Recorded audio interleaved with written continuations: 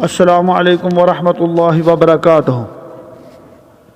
دنیا کا سب سے مختصر ترین خطبہ سوڈان کے جو شیخ ہیں، جمعے کا خطبہ کیا دیا، ذرا سماعت فرمائیں۔ انہوں نے فرمایا کہ جو آدمی کسی غریب کے پیٹ میں ایک لقمہ ڈالے گا، اس کو ایک لقمہ کھانے کے لیے دے گا، 1000 مساجد بنانے سے افضل ہے۔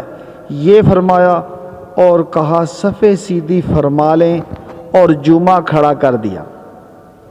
وجہ آپ خود دیکھ لیں کہ اتنے بڑے شیخ، اور انہوں نے کیا فرمایا؟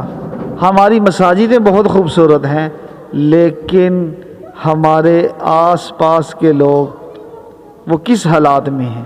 کتنے بچیاں شادیوں کی وجہ سے بیٹھی ہیں، پیسہ نہ ہونے کی وجہ سے، غربت کی وجہ سے، اور جہیز نہ ہونے کی وجہ سے آج لوگ پریشان ہیں۔ چند ایک تصویریں آپ کو آگے دکھاؤں گا اور ساتھ تھوڑا سا تبصرہ بھی فرمائیں گے۔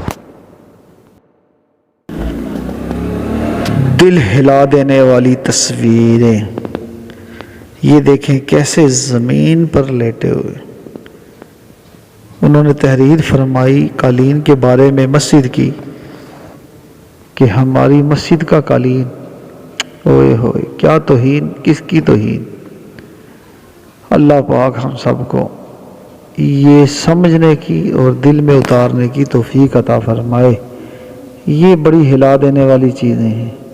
ظاہری میں اور آپ اس کو دیکھ کے پریشان ہوتے ہیں، بعد میں پھر ہم ویسے ہی ہو جاتے ہیں۔ اللہ اکبر۔